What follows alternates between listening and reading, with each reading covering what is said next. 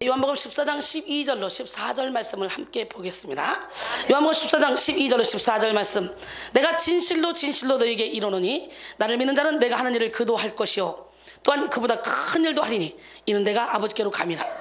너희가 내 이름으로 무엇을 구하든지 내가 행하리니 이는 아버지로 하여금 아들로 말미암아 영광을 받으시게 하려 함이라. 내 이름으로 무엇이든지 내게 구하면 내가 행하리라. 할렐루야. 예수의 이름만 있으면 끝나는 거야. 예수 이름으로 무엇이든지 구하면 다 행해 주신다네. 할렐루야. 김홍식의 우리에게 가장 소중한 것은 이라는 저서에 이런 글이 있습니다. 가족을 위해 희생할 줄 모르는 사람은 누구와도 바른 관계를 맺을 수 없습니다. 가족보다 다른 것을 소중히 여기는 사람은 결코 성공할 수 없는 사람입니다. 그에게는 행복이란 없습니다. 가족은 세상의 기초니까요. 이렇게 말했어요. 그럼 뭐예요? 아버지나 아들이나 딸이나 어머니나 시어머니나 며느리나 불화하게 하러 오셨다는 주님, 그들을 미워하지 않으면 내 제자가 될 수 없다고 해놓고 또 이건 또 뭔 말이야? 그지? 헷갈려 죽겠지? 여러분, 그 얘기는 가족을 미워하라는 얘기가 아니고 하나님 제1주의를 살아라는 거예요. 그 다음에 우리 하나님 분명히 가족을 사랑하지 않으면, 누구든지 자기 친족 특히 자기 가족을 돌보지 않으면 믿음을 배반한 자요 불신자보다 더 악한 자라는 거예요. 무슨 얘기인지 알겠죠? 그러니까 우리는 가족을 사랑해야 돼요. 그래서 우리 성경은 어느 한 곳만 딱딱 찍어서 보면요, 이 단어로 빠지기 딱 좋고, 구약은 신약에 의해서, 신약은 구약에 의해서 해석되어져야 되고, 성경은 각자 다 짝이 있어요. 출애굽기 20장 5절 6절 보니까 부모가 잘못 살아면 3, 4대까지 저주받는다 그랬지만, 신명기 24장 16절, 그리고 에스겔 18장 1절로 4절까지 보니까 아버지가 먹은 신포도를 먹었다 그래서 아들이 이가 시다고 할 수가 없다는 거죠. 예, 그렇기 때문에 각 사람은 자기 범죄로 말미암아 저주받는다 그러잖아. 그러니까 이렇게 성경은 어느 한쪽만 보고 달려가면 안 돼. 이 짝을 맞춰가야 돼. 네. 예수 안에서 은혜 받아온 조상제가 우리에게 아무런 힘을 못 써. 예수 안에서 해결받은 그 다음부터는 우리는 축복만 흘려보내는 거예요. 그 다음부터 내가 짓는 자범죄는 자손에게 내려가지 않는다. 지금 그런 얘기를 하는 거예요. 그런 것처럼 이렇게 부모나 형제나 자매나 처자나 누구라도 미워하지 않으면 내 제자가 될 수 없다고 말씀하신 그 하나님은 또 이렇게 말씀하시죠. 자기 친족 자기 가족을 돌보지 않으면 믿음을 배반한 자라고, 불신자보다 더 악한 자라고. 그렇기 때문에 여러분, 정말 이 성경은 아주 난이도가 높아요. 그래서 이단들은 하나씩 자기들에 맞는 것만 성경 구절 뽑아가지고 그냥 확 성도들에게 가니까, 기독교인들이 성경에 대해서 너무 무지하니까 할렐루야 주야 이거만 하지 성경을 몰라. 그러니까 그냥 성경 구절 몇 구절 자기들한테 맞는 거 뽑아서 연결시켜서 딱 가리키니까 맞네 그러고 가는 거예요. 그래서 이단들이 성경 공부를 가리키는데 그거는 다 왜곡되게 가리키는 거예요. 정신 바짝 차려서 성경을 많이 읽고 보고 묵상하고 할렐루야 암송하시기 바랍니다. 영국 시인 로버트 브라우닝은 행복한 가정은 미리 누리는 천국이다 그랬어요.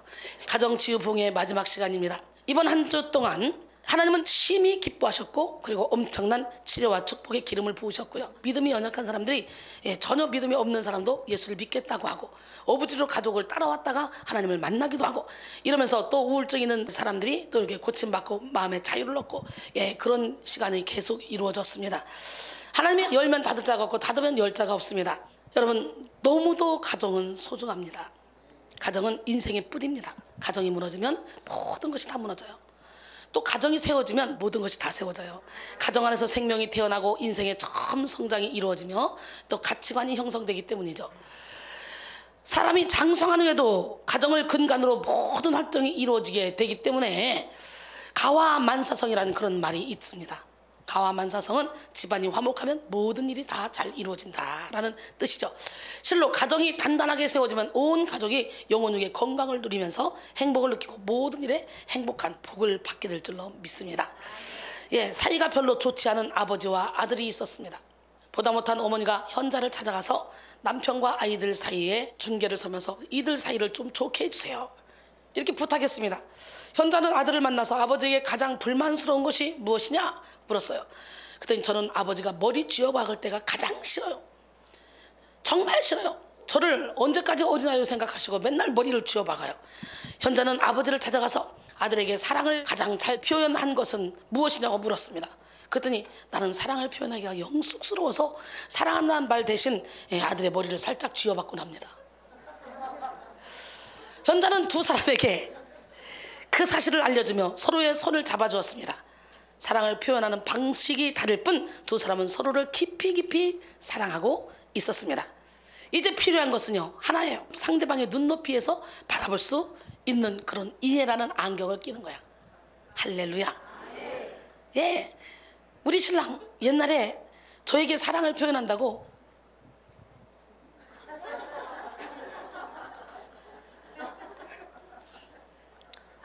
그 옆에서 누가 보면요 화난 줄 알잖아요. 입을 물고 눈을,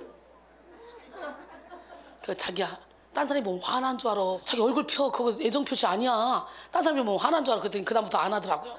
우리 신랑은 애정 표시가 아니야. 김성민, 김성훈 집에서 이렇게 불러요. 또 그럼 애들은 무서워서 네, 자기야 그렇게 부르지 마, 그냥 부드럽게 불러. 제가 그랬는데 또 그랬으면 또 우리 신랑이 착하니까 또 들어요. 근데 우리 신랑 사랑 표현은 그래요. 그거 다 없어졌어요. 여러분, 우리나라 전래 동화 중에 이런 이야기가 있습니다. 시집을 간 지 얼마 되지 않은 색시가 하루는 밥을 짓다 말고 부엌에서 울고 있었어요. 그걸 본 남편이 이유를 물어보니까 밥을 짓다가 그만 조금 태워버려서 걱정이 된 거예요. 시집 가자마자 밥을 태워버렸으니 3층 밥을 만들어버렸어요. 이야기를 듣던 남편은 오늘은 자기가 바빠서 물을 조금밖에 길어오지 못했더니 물이 부족해가지고 밥이 탔다 하면서 자기 잘못이라고 색시를 위로했습니다. 이 말을 들은 색시는 울음을 그치기는커녕 감격해서 눈물을 더 쏟았어요. 그때 부엌 앞을 지나가던 시아버지가 그 광경을 보고 이유를 물었습니다. 왜 저렇게 우냐? 사정을 들은 아버지는 당신이 이제 늙어서 근력이 떨어져서 장작을 잘 패지 못했기 때문에 불땀이 너무 세서 밥이 탔다고 아들과 며느리를 위로했습니다.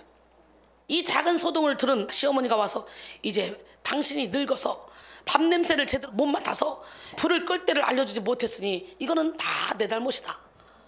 그러면서 며느리를 감싸주었습니다. 이런 가정이 행복한 가정이야. 오늘부터 그런 가정 만듭시다. 할렐루야. 옛사람들은 이 이야기를 들려주면서 가와만사성이라고 했습니다.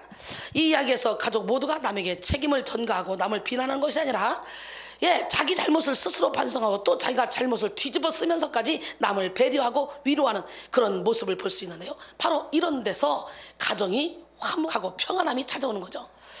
사랑하는 성도 여러분, 남을 비난하고 판단하는 것은 참 쉬운 일입니다. 그러나 잘못을 내 탓으로 돌리는 것은 쉬운 일이 아니죠. 그러나 여러분, 어떤 문제 앞에서 먼저 자신을 돌아보고 잘못을 내 탓으로 돌리며 책임을 스스로 떠안을 때 그 자리는 천국이 됩니다. 애매하게 고난을 당해도 슬픔을 참으면 이는 아름답대요. 그러나 죄가 있어 매를 맞고 참으면 아무 유익이 없다 그러네.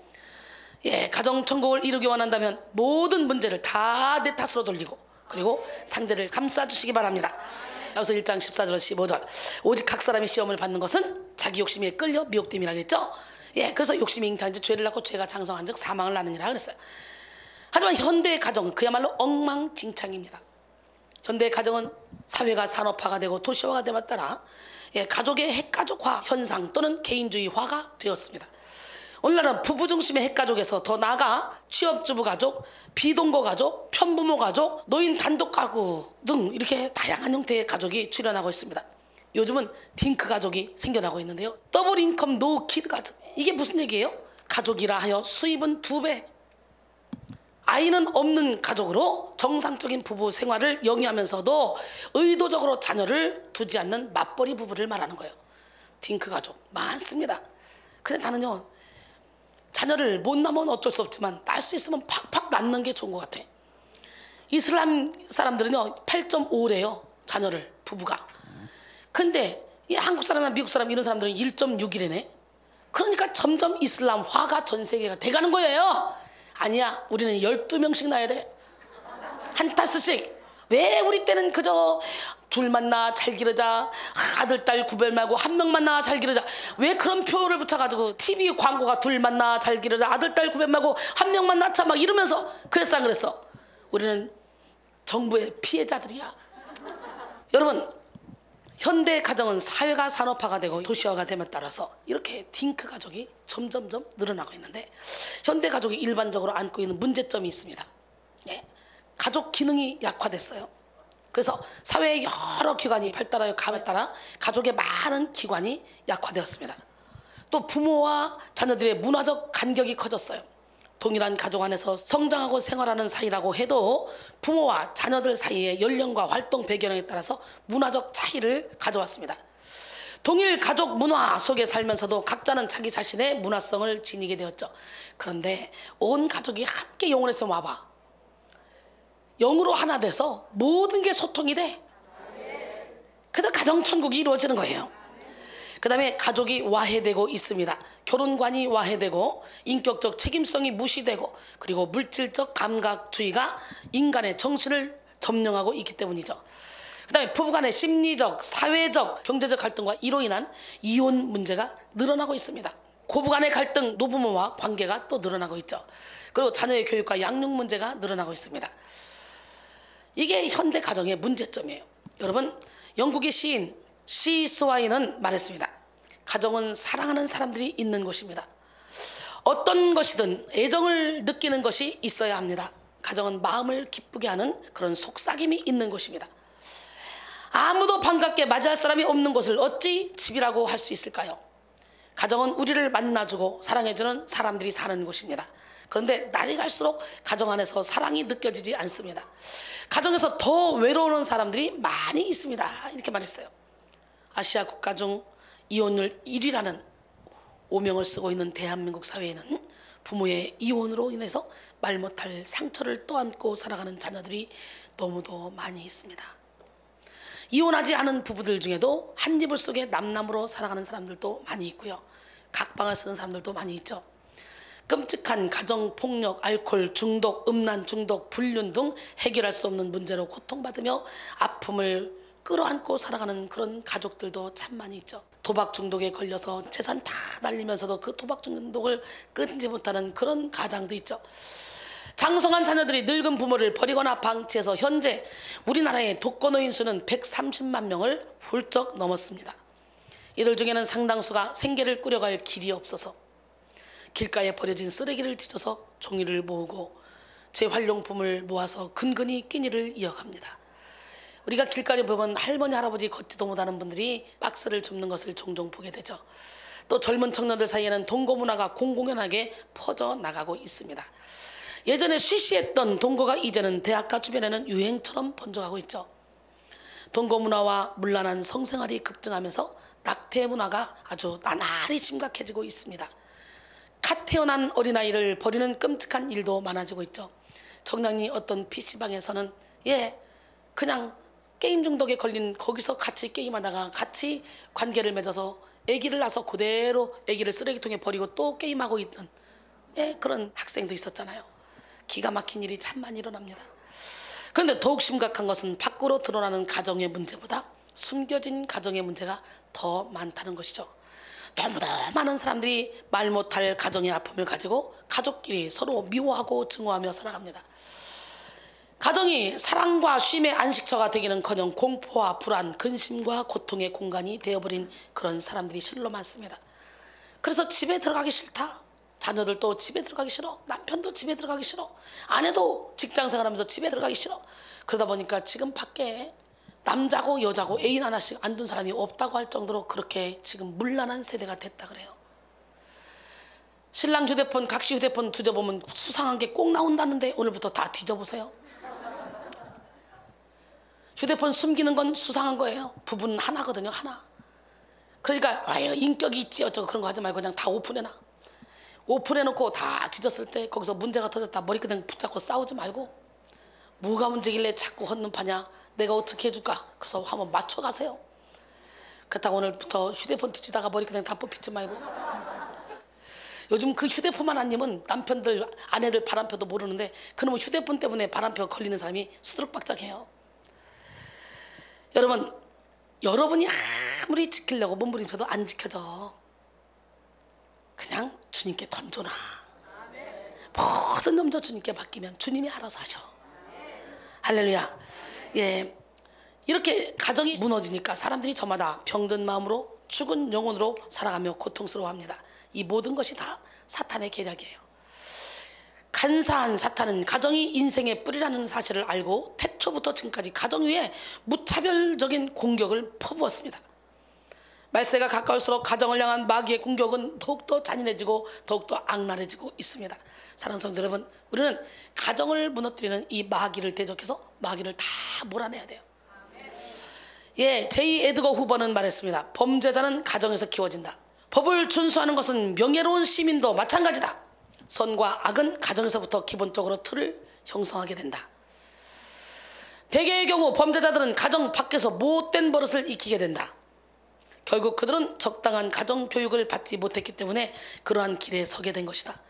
이 세상에서 좋은 가정을 대신할 수 있는 것은 하나도 없다라고 말했어요. 베드로전서 5장 8절에 보니까 근신하라 깨어라 너희 대적 마귀가 우는 사자같이 두루다니며 삼킬 자를 찾나니 그랬어요. 야고보서 4장 7절에 보니까 그런즉 너희는 하나님께 복종할지어다 마귀를 대적하라 그리하면 너희를 피하리라. 할렐루야. 여러분 에베소 6장 10절로 12절 보면요, 끝으로 너희가 주 안에서와 그 힘의 능력으로 강건해지고, 여러분의 힘이 아니라 주 안에서 그 힘의 능력으로 강건해지고, 마귀의 간계를 등이 대적하기 위하여 하나님의 전신갑주를 입으라. 우리의 씨름은 혈과 육을 상대하는 것이 아니요 통치자들과 권세들과 이 어둠의 세상 주관자들과 하늘에 있는 악의 영들을 상대하며라. 할렐루야. 하나님은 가정을 무너뜨리는 마귀를 쫓아내고 가정을 묶고 있는 어둠의 결박을 끊어내는 가정 치유 붕괴를 기뻐하십니다. 그래서 이 가정 치유 붕괴를 축복하시고 매 시간마다 강력하게 역사하시면서 우리의 가정을 만지고 계십니다. 첫 번째 시간으로 병든 사랑으로 병든 자녀를 키워왔던 그런 부모들의 심령을 만졌고요. 두 번째 시간에는 가정 파괴를 노리는 사탄의 계략을 밝히 보게 하셨습니다. 세 번째 시간에는 미성숙한 엄마, 미성숙한 아빠의 영혼을 치료하시면서 미성숙한 엄마로 인해서 상처받은 자녀들에게 위로를 주었고요. 그리고 네 번째 시간에는 가족 트라우마 치료, 말 못할 그 아픔, 상처, 골문 상처, 이 상처를 치료하셨고, 다섯 번째는 가정에 흐르는 부정적인 영을 다 몰아내고 저주의 고리를 끊고 축복을 이어가는 그런 가정을 여섯 번째는 세웠죠. 그리고 일곱 번째는 권능을 회복하는 가족의 회복이라는 제목으로 말씀을 나눴고요. 여덟 번째 시간으로 근본적으로 가정의 쓴뿌리를 성령 뿌리로 변화시키고 가정의 저주를 축복으로, 가정의 연약함을 권능으로 바꾸셨습니다. 이제 가족 치유 부흥의 마지막 시간, 여러분 한 사람 한 사람, 이 한 사람을 하늘의 권세로 가정을 세우는 그런 영적 거장으로 일으키길 원해서 오늘 이 시간에 따라합니다. 하늘의 권세로 가정을 세우는 영적 거장이 됩시다. 여러분의 힘으로 가정을 세우려고 몸부림쳐도 안 돼요. 하늘의 권세로 가정을 세워가면 악한 영이 손도 대지 못하고 가정은 순조롭게 그냥 하나님이 끌고 가십니다. 우리 가정 하나님이 그냥 끌고 가는 거 보세요. 정말 신기하잖아요. 나이가 어리든 나이가 먹었든 안 먹었든 관계없이 여러분 한 사람 한 사람, 여러분이 아기라 할지라도 영적 거장이 되면 여러분을 통해 하나님은 빛을 발해서 여러분을 영적 가정의 지주로 하나님이 삼아주시고, 그리고 여러분의 부모까지도 변화시킵니다. 범준이가 뒤집어지니까 아빠도 이제 열심히 교회 가고, 이쪽 옷까지는 못 와, 학원 앞으로 간다고. 엄마 열심히 와서 여기서 은혜 받고 있잖아요. 우리 범준이가요, 자기 친구를 데려왔어요. 맨날 게임방에서 뚜두두두두두두 하는 이광호. 광호를 전도해서 데려왔는데, 광호는 엄마 아빠가 짜장면집이에요. 예수 안 믿어요. 그런데 워낙 얘들은 새벽 2시고 3시고 놀러 다니니까 여기서 새벽 2시에 가든 3시에 가든 4시에 가든 터치를 안 해요.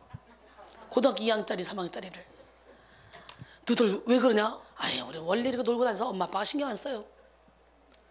그러더니 뒤집어서 은혜 받아서 결국 서울신대에 가서 지금 신학생이야. 전도사님이야. 우리 광호도. 그래가지고 광호 엄마 아빠가 여기 인사하러 왔더라고요. 광호 엄마 아빠도 자기 아들이 날라리로 다니느니 그냥 이렇게 열심히 훈련받고 저렇게 아들이 변화되니까 맡기는 거예요. 던져놓는 거예요. 엄마 아빠 예수 안 믿어도. 여기는 다 수리해서 쓰는 곳이야. 하나님이 나도 수리해서 썼어. 나도 잘 익어가지고 벌레 먹었어. 결혼과 동시에 이상한 귀신이 나타나가지고 맨날 이짓거리였잖아 내가. 그거와 싸워서 이겨내고 나니까 이렇게 거장이 됐잖아. 진짜 내가 항상 이것도 내가 너무 이뻐. 진짜. 오늘 본문 요한복음 14장 12절로 14절 보면, 내가 진실로 진실로 너에게 이르노니 나를 믿는 자는 내가 하는 일을 그도 할 것이요 또한 그보다 큰 일도 하리니 이는 내가 아버지께로 갑니다. 너희가 내 이름으로 무엇을 구하든지 내가 행하리니 이는 아버지로 하여금 아들로 말미암아 영광을 받으시게 하리 합니다. 내 이름으로 무엇을 구하든지 내게 구하면 내가 행하리라 그랬어요. 오늘 본문의 뜻은 첫째로 예수님께서 행하시는 그 일들을 하게 된다는 것입니다. 하늘으로 번역된 포이오는 현재 시제로 예수님께서 처음부터 지금까지 행하신 일체의 것들을 전제합니다. 예수님께서 하신 일을 할 것이라는 그런 약속은 참으로 놀라운 약속입니다. 이 일은 바로 기적의 증거들을 가리키기 때문이죠. 둘째로 예수님께서 행하신 일들보다 더 큰 것도 하게 된다는 거예요. 큰 것으로 번역된 메이조나는 보다 큰 것들, 보다 위대한 것들이라는 뜻입니다. 하지만 우리는 이것을 질적인 면에서의 큰 것으로 보아서는 안 돼요. 질적으로는 예수님께서 행하신 것보다 더 큰 일을 행할 수 없죠. 예수님은 하나님이신데, 그죠? 그러나 양적으로는 충분히 가능하죠. 예수님은 3년 동안 일했지만 우리는 30년, 50년 죽을 때까지 일할 수 있으니까 영적으로는 이것이 충분히 가능하다는 거예요. 여러분, 예수님께서 행하신 것보다 질적으로는 좋을 수 없지만 영적으로는 가능해. 예수님이 하는 일 우리도 할 수 있어요. 왜냐하면 내가 하는 게 아니라 내 안에 계신 예수님이 계속적으로 일을 해나가시니까. 예수님을 믿는 자들은 오고 가는 역사 가운데서 계속해서 위대한 일들을 행하고 계실 줄 믿습니다. 그리고 주님은 너희가 무엇을 구하든지 내가 시행하겠다라고 하셨는데, 이는 기도를 통하여 이루어질 것을 보여줍니다. 즉 예수님께서 성도들이 자신의 이름으로 무엇을 구하면 아버지의 영광을 위하여 자신이 그대로 시행할 것이라는 약속이죠. 내가 시행하리라 라고 말씀하셨는데, 이는 기도 응답에 대한 확실성을 나타내며 구하는 말을 시행하시는 예수 자신의 확고한 의지를 나타냅니다. 이사야 60장 1절로 3절, 일어나라 빛을 발하라. 이는 내 빛이 이르렀고 여호와의 영광이 내 위에 임하였습니다. 보라, 어둠이 땅을 덮을 것이며 캄캄함이 만민을 가리려니와 오직 여호와께서 내 위에 임하실 것이며 그의 영광이 내 위에 나타나리니 나라들은 내 빛으로 왕들은 비치는 내 광명으로 나아오리라. 할렐루야. 마태복음 5장 13절로 16절 보니까 너희는 세상의 소금이니 소금이 만일 그 맛을 잃으면 무엇으로 짜게 하려. 얘는 아무 쓸데없어 다만 밖에 버려져 사람에게 밟힐 뿐이라. 너희는 세상의 빛이라. 산 위에 있는 동네가 숨겨지지 못할 것이요 사람이 등불을 켜서 말 아래 두지 않냐고 등경 위에 두나니 이러므로 집안 모든 사람에게 비치느니라. 이같이 너희 빛이 사람 앞에 비치게 하여 그들로 너희 착한 행실을 보고 하늘에 계신 너희 아버지께 영광을 돌리게 하라. 영적 치료의 완성은 은혜와 진리로 채움으로 이루어집니다. 비우기만 하고 채우지 않으면 쫓겨났던 그런 어둠의 영들이 다시 큰 세력을 몰고 다시 옵니다. 누가복음 11장 24절로 26절까지 보니까 더러운 귀신이 사람에게서 나갔을 때에 물 없는 곳으로 다니며 쉬기를 구하되 얻지 못하고 이에 이르되 내가 나온 내 집으로 돌아가리라 하고 가서 보니 그 집이 청소되고 수리됐거늘 이에 가서 저보다 더 악한 귀신 7을 데리고 들어가서 거하니 그 사람의 나중 형편이 처음보다 더 심하게 되느니라 그랬어요. 더러운 귀신은 물 없는 곳을 다니며 쉬기를 구합니다. 물 없는 곳이 어디예요? 성령이 없는 곳이죠. 더러운 귀신은 성령이 없는 마음, 성령이 없는 육체를 찾아 그들을 타켓으로 삼고 들어가서 집을 짓고 그들의 세력을 확장시켜 나갑니다. 그러므로 우리는 쓴뿌리를 캐내고 어둠의 영을 몰아낸 후에 반드시 속히 성령의 충만함을 받고 은혜와 진리로 채워야 됩니다. 그렇다면 7 귀신 데리고 들어온다니까. 그러므로 우리는 쓴뿌리를 캐내고 어둠의 영을 몰아낸 후에 반드시 성령의 충만함을 받고 은혜와 진리로 채워야 돼. 한번 치료받고 한번 몰아낸 후에 여러분 모두가 가정을 지키고 세우는 영적 거장이 돼야 돼. 교묘하고 간사한 마귀는 우리의 가정이 은혜를 사모하고 십자가를 더욱더 가까이 나아갈수록 더욱더 드세게 공격을 해옵니다. 마지막 24장 24절에 거짓 그리스도들과 거짓 선자들이 일어나 큰 표적과 기사를 보여 할 수만 있으면 택하신 자들도 미혹하느니라 그랬어요. 데살로니가후서 2장 9절로 12절 보니까 악한 자에 나타나면 사탄의 활동을 따라 모든 능력과 표적과 거짓 기적과 불의의 모든 속임으로 멸망한 자들에게 있으리니 이는 그들이 진리의 사랑을 받지 아니하여 구원함을 받지 못함이라. 이러므로 하나님이 미혹의 역사를 그들에게 보내사 거짓 것을 믿게 하시면 진리를 믿지 않고 불의를 좋아하는 모든 자들로 하여금 심판을 받게 하려 하심이라. 그러니까 사탄이는 이렇게 교묘하게 능력으로 다가오기도 하니까 내가 막 능력 받고 싶다고 그러면 하나님이 능력을 주시기도 전에 사탄이가 그렇게도 좋아? 그래 내가 줄게. 교만해도 돼? 야 주머니 털어? 야 그러면서요 계속적으로 어둠 가운데 끌고 갑니다. 많은 사람들을. 그래서 이 교주가 나오는 거예요. 이단이 나오는 거예요. 왜? 천사장 루시퍼도 하나님의 오른팔이었기 때문에 천국 가고 지옥 가고 그것만 못하지 나머지 다 할 수 있어요. 그러므로 우리는 우리의 영혼을 지키기 위해서 우리의 가정을 지키기 위해서 영적 거장이 돼야 돼요. 특별히 가정에 영적으로 고통당하는 자녀가 있고 형제자매가 있다면 먼저 여러분이 빛 대신 주님을 주인으로 모셔서 영적 거장이 돼서 빛을 발해야 돼요. 여러분의 가정이 강한 저주와 결박에 묶여있다면 여러분이 먼저 성결의 은혜를 입고 영적 거장이 되어야 돼요. 빛이 있는 곳에 어둠은 힘을 쓸 수 없습니다. 여러분이 영적 거장이 되어 빛을 발하면 여러분의 가정에 머무르고 있는 이 모든 어둠의 영은 저절로 떠나갑니다. 여러분이 영적 거장이 되면 여러분의 자녀를 묶여있는 결박이 풀어집니다. 많은 사람들은요 내가 맨날 얘기하지 가족 중에 누가 우울증이면 나는 환자가 아니고 저 내 딸만 내 아들만. 아니 여기서 수술 받아봐 내가 더 심해. 그래서 내 안에 결박만 풀어내면 아들 안에 있는 어둠의 영이 힘 못 써. 가정 안에 한 사람이 축복의 통로 능력의 통로가 되면 그 가정 전체가 복을 받고 형통하는 축복을 받게 됩니다. 신명기 28장은 복장이죠. 하나님의 말씀을 듣고 그 말씀대로 행하기만 하면요 여호와께서 세계 모든 민족의 우리를 뛰어나게 하신대요. 할렐루야. 하나님의 말씀을 청종하면요 모든 복이 우리에게 임한대네. 아멘. 성읍에서도 복을 받고 들에서도 복을 받고 내 몸의 자녀와 토지의 소산과 짐승의 새끼와 우양의 새끼 양의 새끼 야 별의별 게 다 복을 받는데 떡반죽 그릇도 복을 받는다는데 들어와도 복을 받고 나가도 복을 받고 움직일 때마다 복을 받는데 어떻게 제가 축복의 통로 아닙니까? 출애굽기 15장 26절에 보니까 이르시되 너희가 나 여호와의 말을 들어 순종하고 내가 보기에 의를 행하며 내 계명에 귀를 기울이며 내 모든 규례를 지키면 내가 애굽 사람에게 내린 모든 질병 중 하나도 너희에게 내리지 아니하리니 나는 너희를 치료하는 여호와니라. 할렐루야. 박수 소리가 나려면 손뼉이 맞아야 됩니다. 한쪽 손만으로는 결코 큰 박수 소리를 낼 수가 없어요. 큰 박수뿐만 아니라 작은 박수 소리도 못 내요. 이게 부딪혀야 되는 거예요. 마찬가지로 어둠의 영의 역사도 가족 간에 서로 꽁짝이 맞아야 일하는 거예요. 가족들이 각자 부정적인 영에 붙들려 연결되어 있기 때문에 어둠의 역사가 일어나는 거죠. 각자의 마음속에 미움의 영이 있기 때문에 서로 미움의 역사가 일어나고, 각자의 마음속에 혈기의 영이 있기 때문에 서로 만나면 분노하고 혈기를 내는 역사가 일어나는 거예요. 각자의 마음속에 어둠의 영이 맞불이 붙어서 죄의 행동을 촉진시키는 것입니다. 그러나 가족 중에 한 사람의 마음속에 어둠이 없고 사랑과 능력으로만 가득하다고 생각해봐요. 그러면 그 한 사람에게서 나가는 그 빛으로 말미암아 어둠이 점점 밀려가죠. 그래서 떠나가게 돼 있어요. 어둠은 빛으로만 몰아낼 수 있어요. 할렐루야. 한쪽이 아무리 미워해도 강한 사랑으로서 감싸고, 한 사람이 아무리 약하게 행동해도 위대한 능력으로 오래 참고 계속적으로 그 부족한 걸 채워주다 보면 이 가정은 천국이 되는 거죠. 베드로전서 4장 8절에 무엇보다도 뜨겁게 서로 사랑할지니 사랑은 허다한 죄를 덮느니라. 집안에 영적 거장이 바로 서 있으면 어둠의 영이 힘을 쓸 수 없습니다. 마태복음 12장 29절에 보니까 사람이 먼저 강한 자를 결박하지 않고야 어떻게 그 강한 자의 집에 들어가 그 세간을 늑탈하겠느냐. 결박한 후에야 그 집을 늑탈하리라 그랬어요. 여러분, 먼저 강한 자, 여기에 나오는 강한 자는 누굽니까? 사탄이에요.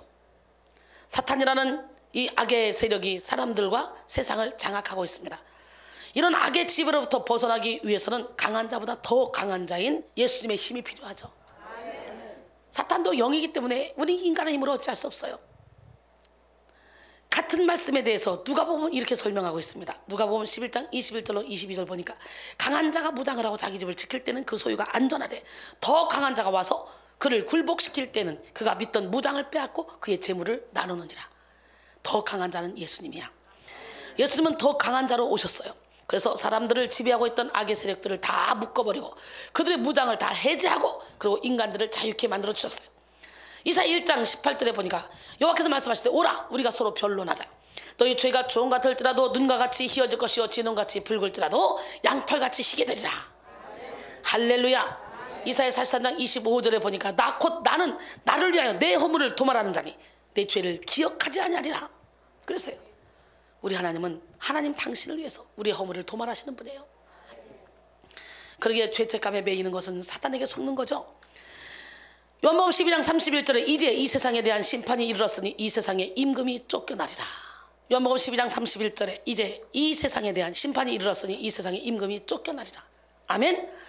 히브리서 10장 12절로 14절 오직 그리스도는 죄를 위하여 한 영원한 제사를 드리시고 하나님 우편에 앉으사 그 후에 자기 원수들을 자기 발등상이 되게 하실 때까지 기다리시나니 그가 거룩하게 된 자들을 한 번의 제사로 영원히 온전하게 하셨느니라 그랬어요. 골로새 2장 14절로 15절까지 보니까 우리를 거스르고 불리하게 하는 법조문으로 쓴 증서를 지우시고 제하여 버리사 십자가에 못 박으시고, 그 증서가 뭐야? 율법이잖아요. 통치자들과 권세들을 무력화하여 드러내어 구경거리로 삼으시고 십자가로 그들을 이기셨느니라. 하나님과 나의 막힌 담을 예수 그리스도께서 다 허물어 버리신 줄 믿습니다. 요한복음 16장 33절에 그러기에 뭐라고 말씀하시냐? 이것을 너희에게 이르는 것은 너희로 내 안에서 평안을 누리게 하려니라. 세상에서는 너희가 환난을 당하나 담대하라. 내가 세상을 이겼노라. 요한일서 4장 4절에 자녀들아 너희는 하나님께 속하였고 또 그들을 이겼나니 이는 너희 안에 계시니가 세상에 있는 자보다 크심이라. 할렐루야. 요한일서 5장 4절로 5절 보니까 무릇 하나님께로부터 난 자마다 세상을 이기느니라. 세상을 이기는 승리는 이것이니 우리의 믿음이니라. 할렐루야. 예수께서 하나님의 아들이심을 믿는 자가 아니면 세상을 이기는 자가 누구냐 그랬어요. 우리는 강한 사탄보다 더 강한 예수 그리스도로 무장한 영적 거장이 되어야 됩니다. 이 시간 예수 그리스도로 하나님의 전신갑주를 입읍시다. 진리로 허리띠를 띠고 의의 호신경을 붙이시고 평안의 복음이 준비한 것으로 신을 신고 모든 것 위에 믿음의 방패를 가지고 일어서 능히 악한 자의 모든 불화살을 소멸하시기 바랍니다. 구원의 투구와 성령의 검 곧 하나님의 말씀을 갖기를 원합니다. 지금도요, 악한 자는 지금 여러분에게 계속적으로 불화살을 쏘고 있습니다. 물질의 불화살, 자존심의 불화살, 인간관계의 불화살. 여러분은 지금 어떤 불화살을 맞고 고통 가운데 신음하고 있습니까? 믿음의 방패를 사용해서 그 불화살을 다 소멸해야 돼요. 아, 진짜 내가 생각해도 어쩜 입에서 이렇게 멋있는 말이 자꾸 나오냐? 뭐 감동 안 와? 아, 이제 이쁘다 그래 빨리. 나 예뻐? 매력이 또? 예, 하나님은 우리를 시시한 존재로, 별 볼 일 없는 존재로 만드시지 않았어요. 우리를 하나님의 형상대로, 하나님의 모양대로 만드셨어요. 우리에게 하나님의 생기를 또 불어넣어 주셨죠. 그리고 우리를 위해 독생자 예수 그리스도의 생명을 주셨습니다. 뿐만 아니라 예수를 믿는 우리에게 하나님의 성령을 아주 물붓듯이 부어주셨어요. 요한복음 20장 19절로 23절 보면 분명히 예수님이 내가 장로들에게, 서기관들에게, 이 율법사들에게 다 유대인들에게 잡혀서 죽었다가 사흘 만에 살아나서 너희들보다 먼저 갈 거라고 분명히 예언을 하셨어요. 그죠? 근데 이 제자들이 안 믿어요.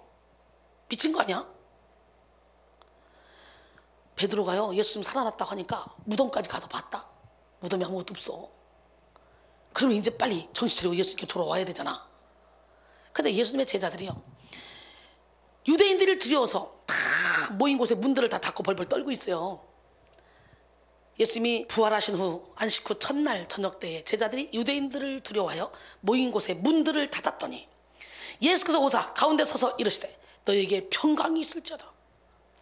지금 예수님의 제자들이 평강이 어디서 평강이 있겠어? 예수님을 부인했는데 예수님은 살아났다고 했었지. 예수님을 만났다는 우린 죽었다 싶지. 유대인들은 또 예수 믿는 사람들이라고 또 잡아 죽이려고 하지. 무서워서 벌벌 떨고 있는데 보자마자 너희에게 평강이 있을 거라는 거예요. 예수님에 대한 죄책감이 얼마나 컸겠습니까? 생각을 해봐요. 나 너희들 그럴 줄 알았어. 아유, 너희들은 연약해. 그러면서 나 용서해줄게. 거기에 매이지 마. 이 얘기예요. 그리고 이 말씀을 하시고 손과 옆구리를 보이시니 제자들이 주를 보고 기뻐하더라. 두 번째, 너에게 평강이 있을지어다. 아버지께서 나를 보내신 것 같이 나도 너희를 보내노라. 이 말씀을 하시고 그들을 향하사 숨을 내쉬며 이르시되 성령을 받으라. 너희가 누구의 죄든지 사하면 사해질 것이요 누구의 죄든지 그대로 두면 그대로 있으리라. 예수님의 권세를 다 이름해 버렸네. 우리 인간이 무슨 누구 죄를 사하고 누구 죄를 그대로 둘 그런 권세가 어디 있습니까? 성령만 받으면 내 안에 성령이 나를 통해 그 일을 하신다는 거야. 놀래봐 시작.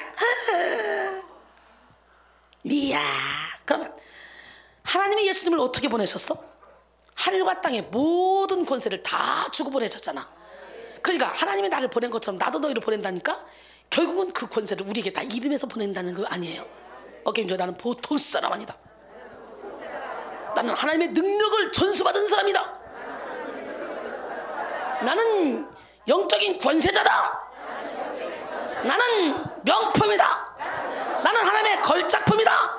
나는 왕같은 제사장이다. 나는 거룩한 하나님의 나라다. 나는 하나님의 소유된 백성이다. 나는 하나님의 선전물이다. 예, 요한복음 7장 37절에서 39절. 명절 끝날 곧 큰 날에 예수께서 서서 외쳐 이르시되 누구든지 목마르거든 내게로 와서 마시라. 나를 믿는 자는 성경의 이름과 같이 그 배에서 생수의 강이 흘러나오리라 하시니 이는 그를 믿는 자들이 받을 성령을 가리켜 말씀하신 것이라 그랬어요.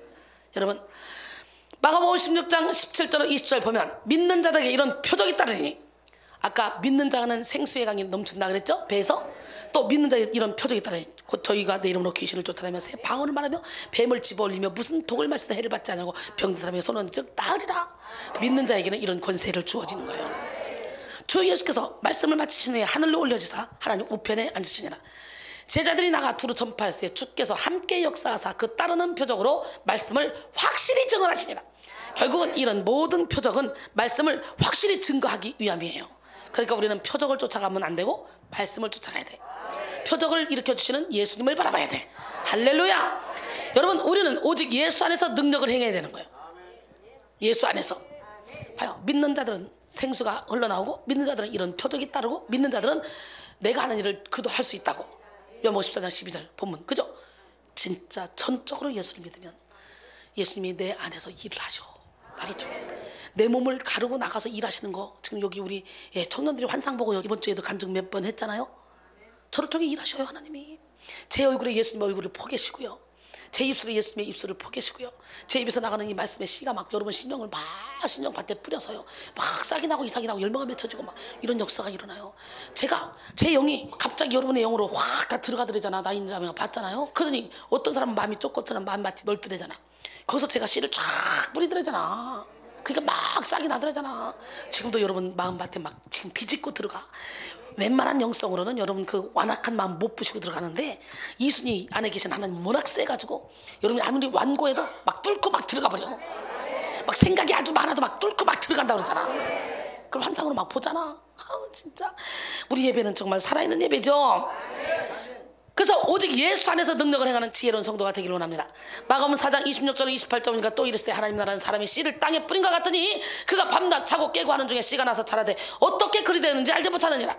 땅이 스스로 열매를 맺되 처음에는 싹이요 다음에는 이삭이요 그 다음에는 이삭에 충실한 곡식이니라 그랬어요.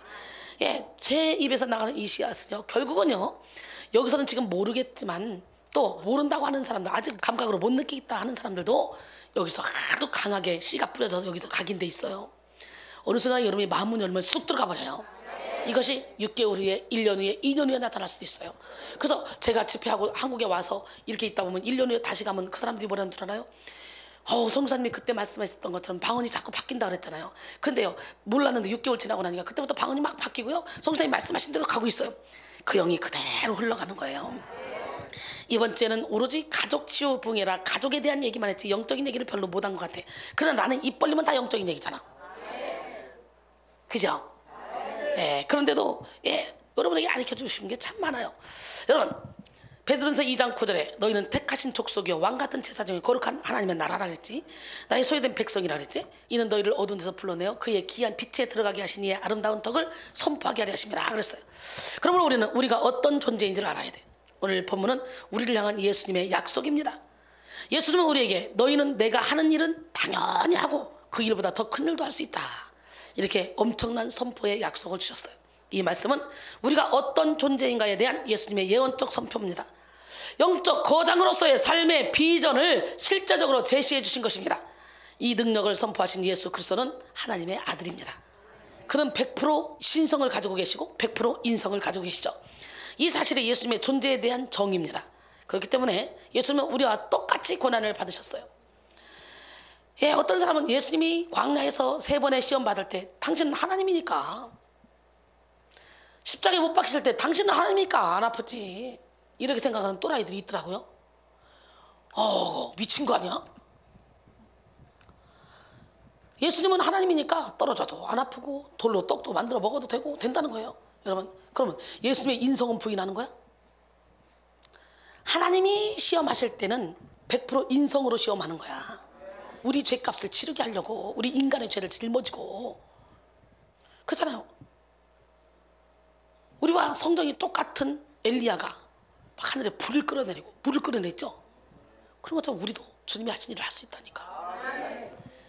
이 사실이 예수님의 그런 존재에 대한 정의인데요. 예수님은 100% 신성, 100% 인성, 그리고 100% 우리 인간의 마음도 아시고 100% 하나님 마음도 아시는. 그렇기 때문에 예수님은 인간의 형상을 입으셨지만 예수님이 또 다른 정체성인 신적인 존재로서의 능력을 사용할 수 있었던 것입니다. 그렇다면 예수님을 믿는다는 것은 어떤 것을 의미합니까? 우리 안에 계시다는 것은 어떤 것을 의미합니까? 이 사실은 단순한 구원의 이상의 것을 말합니다. 우리가 구원받았다고 하는 것은요, 이제 우리가 하나님의 자녀가 되는 그런 정체성이 생겼다는 것입니다. 요한복음 1장 12절에 영접하는 자, 곧 그 이름을 믿는 자들에게는 하나님의 자녀가 되는 권세를 주셨다는. 예수님의 이름을 믿는다는 것은 하나님의 자녀가 되었다는 것을 의미합니다. 적극적인 개념에서 이 사실은 예수님과 같은 정체성으로 회복되었다는 말이죠. 이 개념을 이해하지 못하면 오늘 본문의 의미를 제대로 이해할 수 없을 것입니다. 오늘 본문은 우리가 예수님과 같은 정체성으로 회복되었고, 더 나아가서 예수님이 지니셨던 영적인 권세가 우리 가운데 실제적으로 회복되었다는 것을 의미합니다. 권세는 엑수시아, 특권, 힘, 재능, 지배 능력이 다 권세입니다. 다스릴 수 있는 권한을 가진 주체, 즉 주인이라는 말이죠. 우리 예수님은 하늘과 땅의 주인이 되십니다. 그분은 창조주시고 하늘과 땅의 근원이십니다. 역사의 주장자이십니다. 이 땅의 모든 만물을 다스리는 분이죠. 분명히 마귀는 우리를 대적하지만 하나님의 허락하심 가운데, 하나님의 다스림 가운데 일어나는 일입니다. 욥을 괴롭힐 때도 하나님의 허락을 받고 괴롭혔고요. 그죠? 예, 사울이 시기하고 질투하니까 우리는 하나님이 부리는 악령을 내리쳐버렸잖아요. 예, 영적인 세계에 너무 깊이 삼층전까지 갔다 온 사도 바울이 교만해질까봐 하나님이 일부러 사탄의 사자를 던져버렸잖아요. 잠언 16장 4절에 보니까 악인도 악한 날에 적당히 쓰려고 지었다는 거예요. 오늘 내게 주어진 환경, 상황, 문제, 이 모든 것이 하나님이 철저한 계획하신 가운데 내게 주어진 것입니다. 모든 것이 다 하나님의 손바닥 안에 있습니다. 우리에게는 그 크신 위대하신 하나님의 권세가 함께한다는 거죠. 주님은 우리에게 그 권세를 위임하시면서 너도 가서 다스려라, 너도 가서 제자 삼아라. 할렐루야. 예, 내가 세상 끝날까지 너와 함께 있을 것이다 말씀하십니다. 여러분, 다스림의 권세는 왕의 권세입니다. 하나님은 이 다스림의 권세를 태초에 가정 위에 부으셨습니다. 그래서 창세기 1장 28절에 하나님이 그들에게 복을 주시며 하나님이 그들에게 이르시되 생육하고 번성하며 땅에 충만하라, 땅을 정복하라, 바다의 물고기와 하늘의 새와 땅에 움직이는 모든 것을 다스리라 하시니라. 우리에게 세상을 다스릴 그런 권세를 부여받은 사람들이에요. 아담과 하가 범죄함으로 사탄에게 다 빼앗겼지만 빼앗겼던 걸 우리는 다 찾아와야 돼. 아멘. 그래서 예수 믿는 사람이 그냥 대통령부터 시작해서 온갖 문화 예술 다 붙잡아야 돼. 우리 거 사단이가 빼앗아 간 거니까. 오늘 우리는 이 통치권을 회복받아야 됩니다. 다스리는 왕은 자유합니다. 왕은 누구에게도 묶이지 않습니다. 지배받지 않습니다. 하나님은 우리를 왕으로 세우시고 다스리며 정복하며 능력 있는 삶을 살기를 원하십니다. 이 시간 이 권능을 회복받아 영적 거장으로 세워져서 많은 사람을 주님께로 인도하는 기적의 주인공이 되기를 원합니다. 예, 그렇게 예수님의 부인하고 배반했던 그런 예수님의 제자들이 모순절 마가다락방에서 성령의 불의 역사를 체험한 후에 어떻게 바뀌었냐? 사도행전 5장 12절로 16절 보니까 사도들의 손을 통하여 민간의 표적과 기사가 많이 일어나매 믿는 사람이 다 마음을 같이하여 솔로몬 행각에 보이고 그 나머지는 감히 그들과 상종하는 사람이 없으나 백성이 칭송하더라. 믿고 주께로 나아오는 자가 더 많으니 남녀의 큰 무리더라. 심지어 병든 사람을 메고 거리에 나가 침대와 요위에 누이고 베드로가 지날 때에 혹 그의 그림자라도 누구에게 덮일까 바라고 예루살렘 부근에 수많은 사람들도 모여 병든 사람과 더러운 귀신에게 괴로움받는 사람을 데리고 와서 다 나음을 받았더라. 놀라마시자. 사도들을 통해서 이런 막 능력을 행했대요. 예, 베드로의 그림자만 봐도 귀신 떠나가 병이 고쳐졌대요. 여러분, 기름 부음 받은 자는 하나님이 선자로, 기름 부음 받은 자는 사도로 하나님이 쓰시는 거예요. 혹은 사도로, 혹은 선자로, 혹은 복음 전하는 자로, 혹은 목사나 교사로. 목사나 교사는 저 밑에 있어.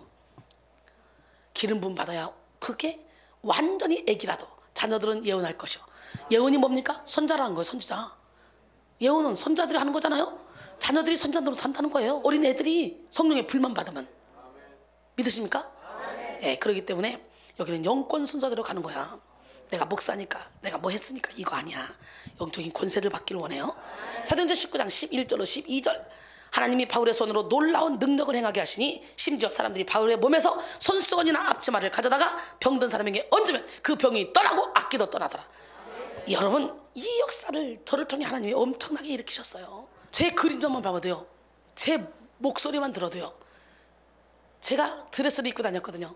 뉴저지에서 집회할 때 드레스를 입었는데 이렇게 걸으면요 드레스 소리가 사각사각 나요. 그러면요 여기서 축사 받다가 갑자기 이순이 온다, 이순이 온다, 이순이 온다, 나갈게 그 귀신이 알아 나가더라고.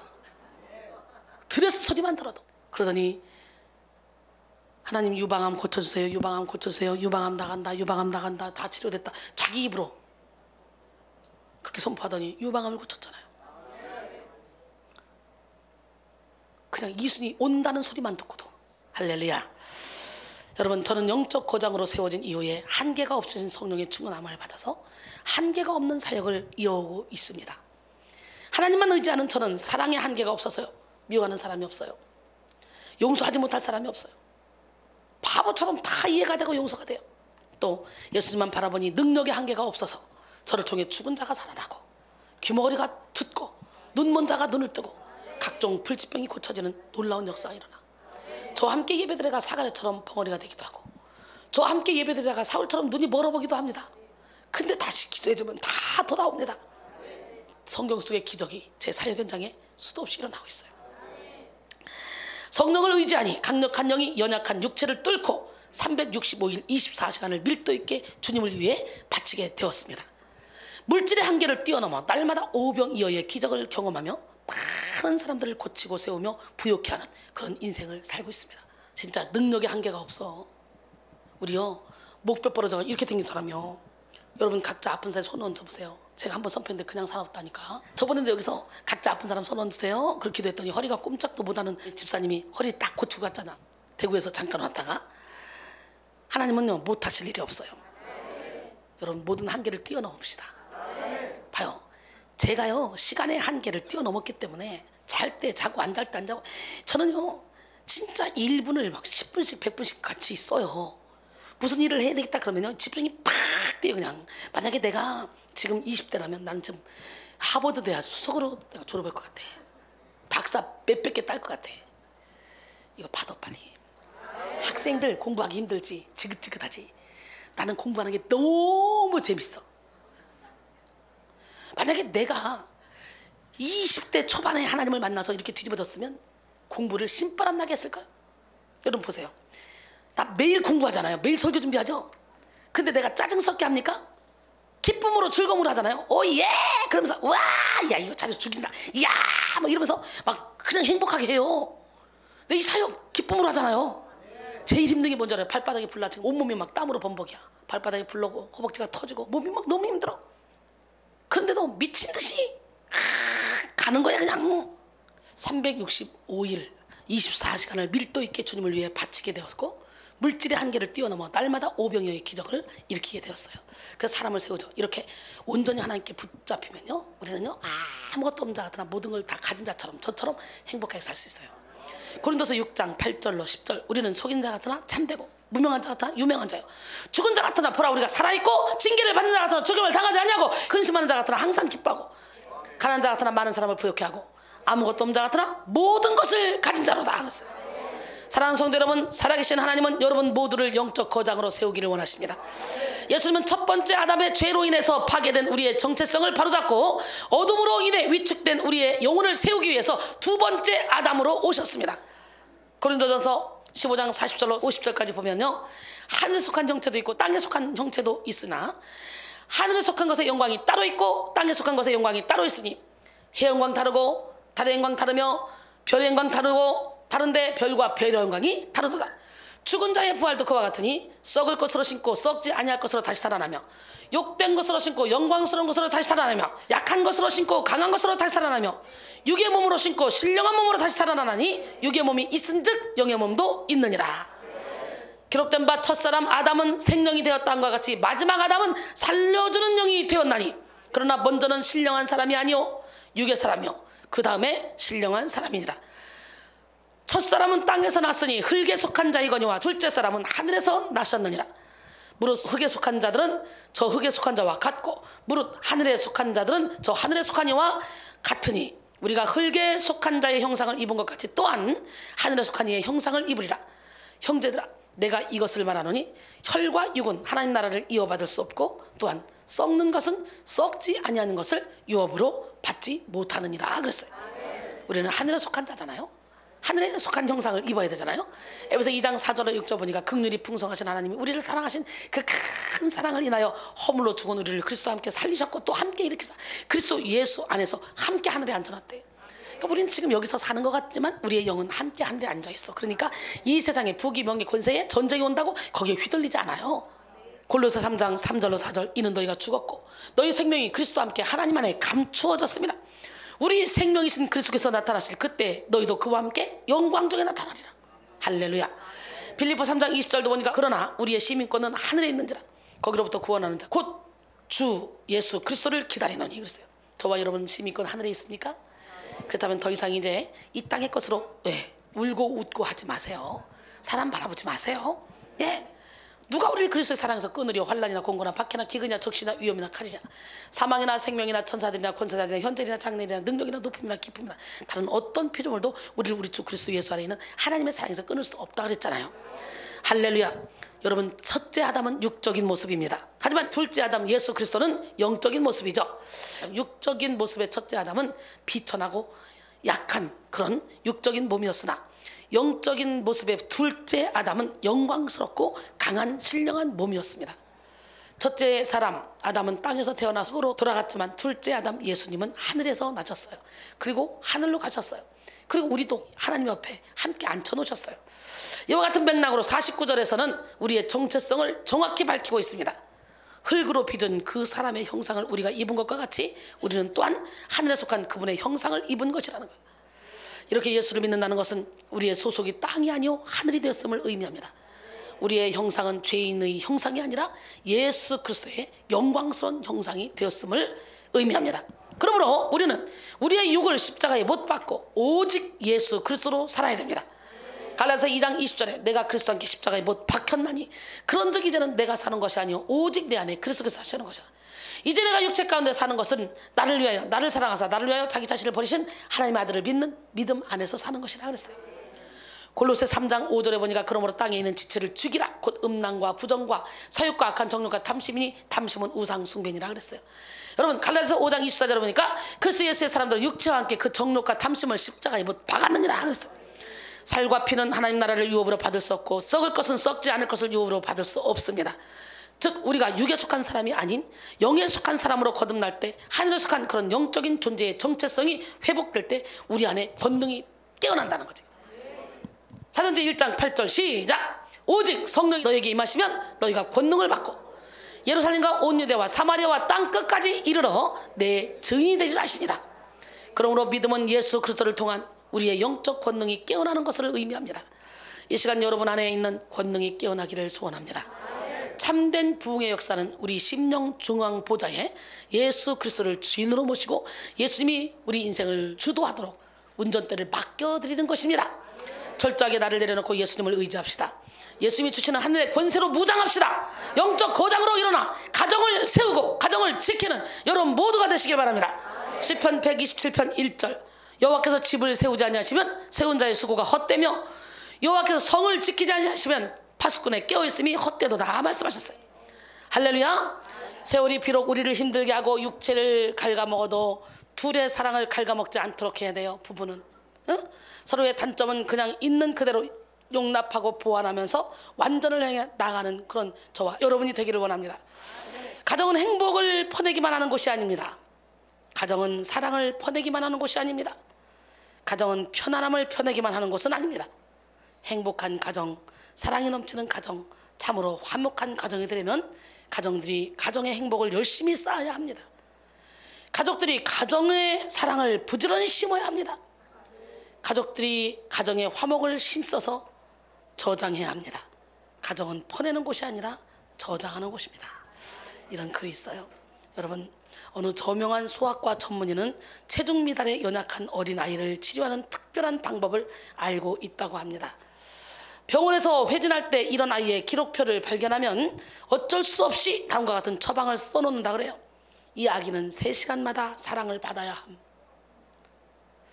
많은 의사들이 우리의 신체적인 질병의 대부분이 불안감이나 고독감 그리고 버림받는다는 느낌에서 기인한다는데 의견을 모은다고 합니다. 인생에서 사랑하는 것을 추구하는 일에 관해서라면 안 된다 말은 있을 수 없죠. 자녀 셋을 잘 키운 여인이 있었습니다. 하루는 신방을 온 목사님이 그녀에게 물었습니다. 자녀 셋 중 누구를 제일 사랑하시나요? 둘째가 집을 나가서 방황할 때 그때는 둘째를 가장 사랑했죠. 큰애가 학교 성적과 이성 문제로 괴로워할 때 그때는 큰아이를 가장 사랑했고요. 막내가 병들었을 때 그때는 막내를 가장 사랑했죠. 이것이 바로 부모의 사랑입니다. 자녀가 고통스러워할 때 그것을 피하지 않고 사랑으로 끌어안는 그런 사랑을 하는 것이 바로 부모입니다. 사자는 병든 새끼를 절벽에 던져버린다 그래요. 개와 고양이도 생존할 확률이 없는 그런 약한 새끼는 방치해서 도태시켜서 그냥 죽게 놔둔다는 거예요. 이것이 동물의 본능이래요. 그러나 부모는 항상 자녀의 고통을 함께 나눕니다. 최고의 능력은 사랑입니다. 사랑은 최고의 묘약이며 최고의 가치입니다. 사랑보다 소중한 것은 없습니다. 사랑은 모든 허물을 덮고 모든 것을 참고 모든 것을 견디게 하는 능력이며 인생의 의미입니다. 사랑할 때 우리 전 존재는 새롭게 태어납니다. 감정이 살아나고 온몸의 감각이 살아납니다. 무엇보다 더 진실하게 사랑할 때 악한 영은 떠나갑니다. 어둠의 영은 사랑 앞에서 힘을 쓸 수 없죠. 그러므로 우리는 사랑의 거장이 되어 가정을 살려야 돼요. 가정을 세워야 돼요. 우리는 병든 인간의 사랑이 아니라 하나님의 사랑으로 충만한 그런 사랑의 거장이 되어야 돼요. 병든 사랑은 영혼을 죽이고 가정을 무너뜨리지만 하나님의 사랑으로 사랑을 하면 생명을 살리고 가정을 살리고 분위기를 평안하게 하며 늘 생동감이 넘치는 가정을 만들어갑니다. 요한일서 4장 18절에 사랑 안에 두려움이 없고 온전한 사랑이 두려움을 내쫓나니 두려움에는 형벌이 있습니다. 두려워하는 자는 사랑에서 온전히 이루지 못하였느니라 그랬어요. 여러분, 한 가정을 위한 H.L. 맨켄 박사의 10가지 비결이 있습니다. 첫 번째, 결혼 생활의 목표를 가지라. 결혼 전에는 두 눈을 뜨고 후에는 한 눈을 감아라. 그게 이게 뭐예요? 두 눈 뜨고 확실히 본 다음에 맞다 싶어서 결혼했으면 그때는 한 눈을 감으래요. 이미 결혼했으면 끝났으니까. 비교당하면 비참해지고 비밀은 비극을 잉태한다. 화를 품은 채 잠들지 말라. 마주보지 말고 같은 방향을 봐라. 돈을 사용하는데 하나가 되라. 입술에 30초가 가슴에 30년이다. 말을 조심하라는 얘기죠. 침실에 기쁨을 유지하라. 서로 격려하고 신바람 나게 하라. 그것은 놀라운 사랑의 묘약이다. 기도로 하루를 열고 기도로 하루를 닫으라. 저는 옛날에 막 기도할 때 항상 눈 뜨면 기도로 시작, 눈 감을 때 침대에 누면 하나님 오늘 하루도 나를 지켜주셔서 감사합니다. 하루 동안에 하나님 기뻐하지 않은 일이 있었다면 회개합니다. 용서해 주시고, 하루 동안에 나로 인해서 누군가가 상처를 받았다면 용서해 주시고, 이러면서 단등 기도를 하고 잤어요. 항상. 그리고 하나님, 내 육신은 피곤해 잠을 자지만 내 영은 깨어서 하나님과 교통교제하게 도와주세요. 예, 그래서 잠자다가 꿈속에서 솔로몬은 하나님을 만났잖아요. 야곱도 야복강 나루터에서 잠자다가 꿈속에서 만났잖아요. 그런 것처럼 우리도 오늘 이 시간에 24시간 하나님을 만날 수 있도록 항상 그런 기도를 해야 될 줄 믿습니다. 사랑의 거장은 먼저 사랑을 받을 줄 아는 사람이죠. 오늘날 많은 사람들이 사랑을 받고 누리는 감각이 마비된 채 살아갑니다. 그래서 사랑을 줘도 그 사랑을 몰라요.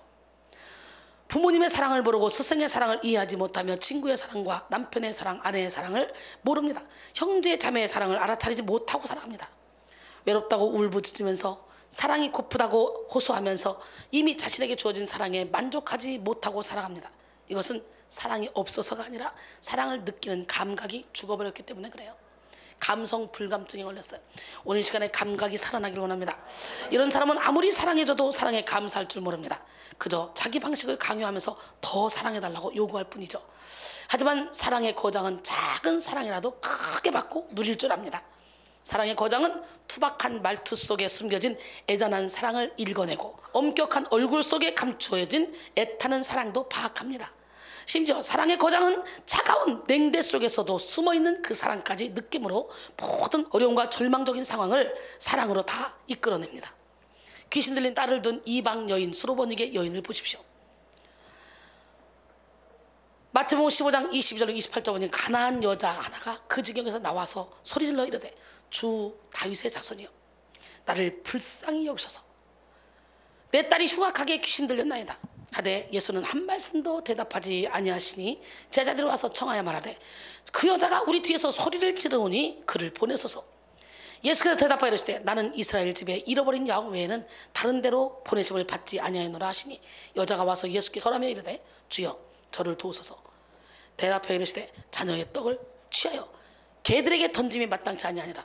여자가 이르되 주여 올소이다마는 개들도 주인의 상에서 떨어지는 부스러기를 먹나이다.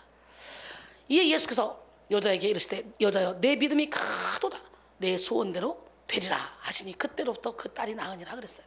여러분, 이 수로보니게 여인은 이방 여인이고요, 귀신 들린 딸을 둔 아주 고난 가운데 있는 여인이었어요.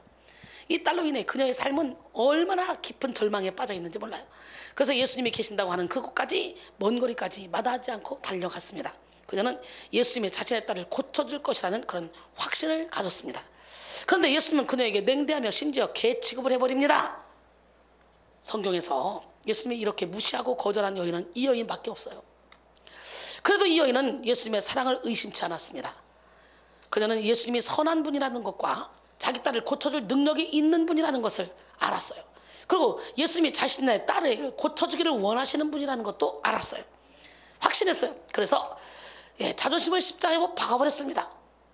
예수님의 사랑에 대한 확신은 그녀를 담대하게 용기 있게 만들어줬죠. 그래서 그녀는 모두가 지켜보는 가운데 예수님의 무시와 괴취급에도 굴하지 않고 다시 한번 예수님의 도움을 간청하여 예수님께 칭찬을 받았고 결국 그 딸이 고침을 받는 그런 역사가 일어나죠. 수로보니게 여인은 사랑 능력자였습니다. 그녀는 부스러기의 사랑도 거대한 사랑으로 받았습니다.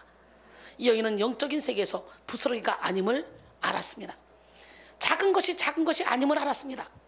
예수님은 하나님의 나라가 겨자씨 하늘과 같다고 말씀하시죠. 마가복음 4장 30절로 32절 또 이르시되 우리가 하나님의 나라를 어떻게 비교하며 또 무슨 비유로 나타낼까? 겨자씨 하늘과 같으니 땅에 심길 때는 땅 위의 모든 씨보다 작은 것이로되 심긴 후에는 자라서 모든 풀보다 커지며 큰 가지를 내나니 공중의 새들이 그 그늘에 깃들일 만큼 되느니라 그랬어요. 수로보니게 여인은 겨자씨와 같은 부스러기의 사랑을 붙잡았습니다. 그녀는 표면에 드러나는 것만 가지고 예수님을 판단하지 않았습니다. 비록 표면에 드러난 것은 이해가 되지 않을지라도 보이지 않는 깊은 곳에 예수님의 사랑이 분명히 있을 것이라는 확신을 가졌습니다. 부스러기의 사랑을 믿음으로 붙잡으면 그 믿음이 사랑을 거대하고 위대한 사랑으로 키워갑니다. 사랑의 거장은 이렇게 작아 보이는 사랑이라도 믿음으로 반응하여 사랑을 키우고 사랑의 결실을 맺습니다. 우리 모두 다 사랑의 거장이 됩시다. 또 사랑의 거장은 낮은 자존감에 스스로 비관하며 사랑을 포기해버리지 않습니다. 많은 사람들이 스스로의 열등감 때문에 사랑을 받지 못하고 사랑을 거부하죠. 그러나 수로보니게 여인은 예수님이 이방인이라는 그런 자신의 약점을 정통으로 찔러와도 강한 자존감을 잃지 않았어요. 자존심을 십자가에 못 박고 강한 자존감을 가졌어. 우리는 자존심을 버리고 예수 안에서 자존감을 가져야 돼요. 그래서 그녀는 온갖 무시 속에서도 예수님의 사랑을 믿을 수 있었고 예수님이 사랑이 많으신 분이라는 믿음을 가지고 예수님을 기쁘시게 하며 예수님께 큰 칭찬을 받았습니다.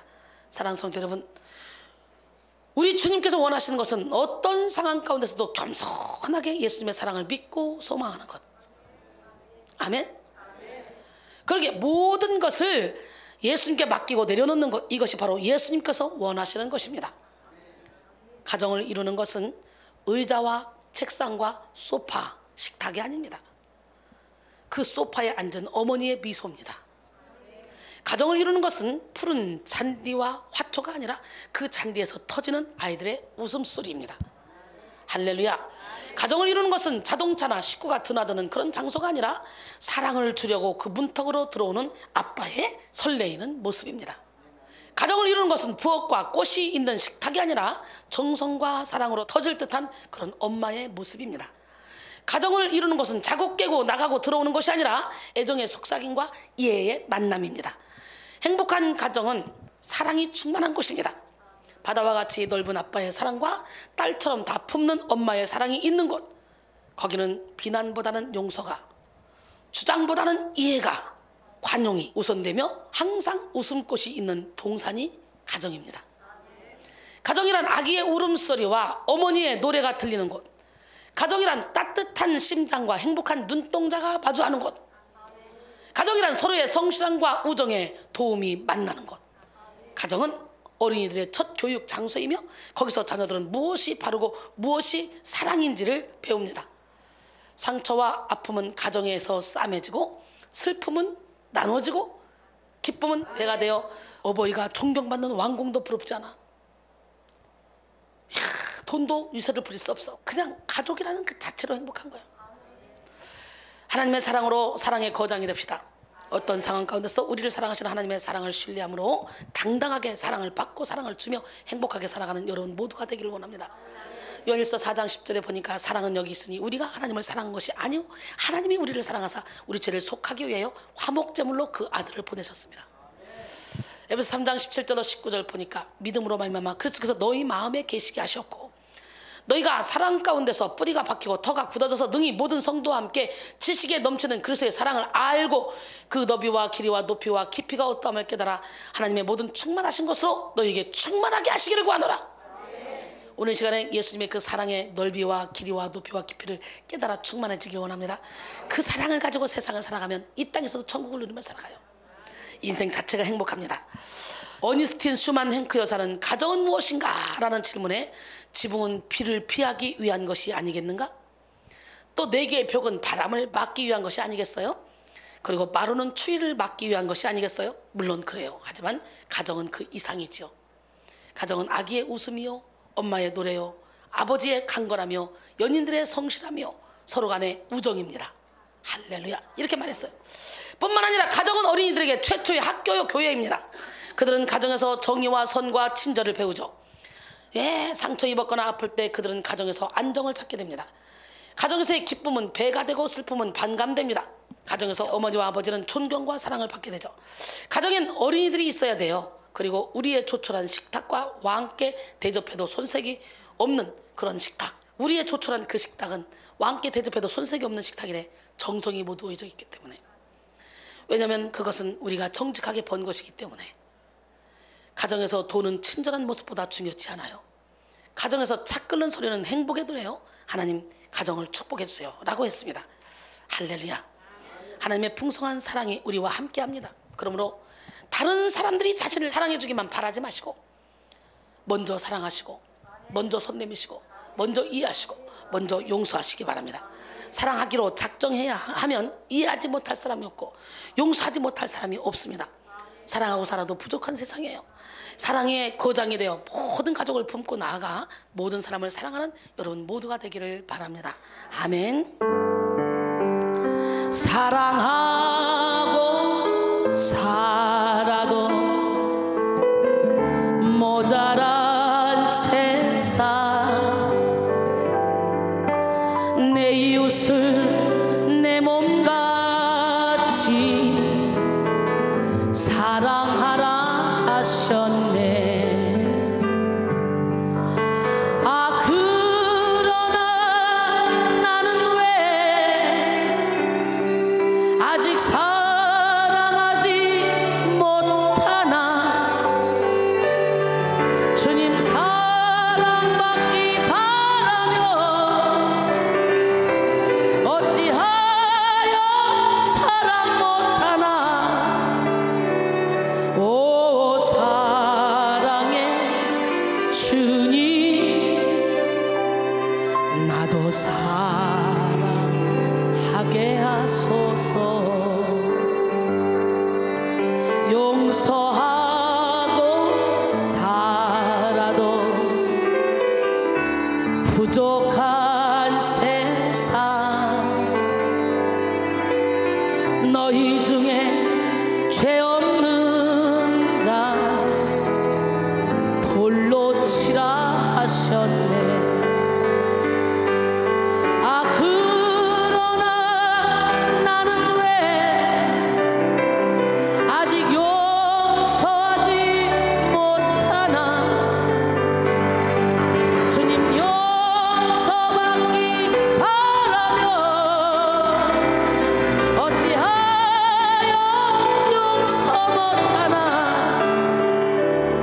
오 평화의 주님 나도 용서하게 하소서. 손을 잡고 살아도 힘이 든 세상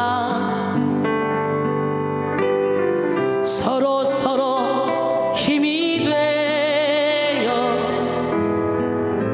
걸어가라 하셨네. 아 그러나 나는 왜 아직 손을 잡지 못하나. 주님 내 손 잡기 바라며 어찌하여 잡지 못하나.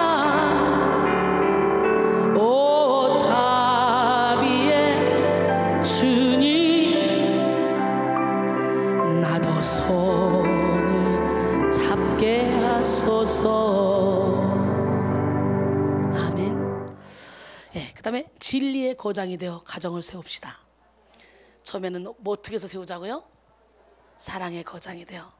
두 번째는 뭐라고요? 어떤 심리학자는 군중 심리가 개인의 결정에 미치는 그런 영향을 연구하기 위해서 한 실험을 했습니다. 비슷한 크기의 두 판에 하나는 검은색으로 칠하고 하나는 회색으로 칠했습니다. 그리고는 선생님과 50명의 학생 중에 40명의 학생들끼리만 미리 약속을 했습니다. 10명만 몰라요 지금. 어떻게 약속했냐? 선생님은 어느 판이 검은색인가? 라고 물으면 이 40명의 학생이 회색 판이 검은색입니다 라고 이렇게 말하라고 짰어요. 그리고 나머지 10명은 몰라요. 처음에 이제 이걸 실험을 하죠. 실험을 했더니 아니나 다를까 10명은 무조건 검은색 판을 이건 검은색입니다 라고 말했습니다. 50명 중에 10명은 검은색이라고 말했는데 40명이 회색이래요. 검은색이라고 말한 사람이 헷갈리기 시작해요. 내가 잘못 봤나? 이상하네. 분명히 검은색인데. 이 실험을 10번에 걸쳐 했습니다. 그랬더니 처음에는 10명 모두가 다 진짜 검은색을 검은색이라고 부르더니 계속 실시했더니 반복하자 마지막에는 한 명만 검은색을 검은색이라고 그러고 다 회색이라고 그랬어요. 이 실험을 통해서 대부분의 사람들이 어떤 결정을 내릴 때 진리를 쫓기보다는 다수의 의견에 따라 결정한다는 것을 알 수 있었다 그래요. 안 그런데도 남이 그렇다면 그런 것 같이 보이죠. 그게 인간이란 말이야. 그래서 내 생각은 무조건 틀리다 시작. 잠언 23장 19절 내 아들아 너는 듣고 지혜를 얻어 내 마음을 바른 길로 인도할지니라. 할렐루야. 스펄전은 모든 일에 믿음으로 주님을 꼭 이용하라고 하면서 다음과 같이 말했습니다.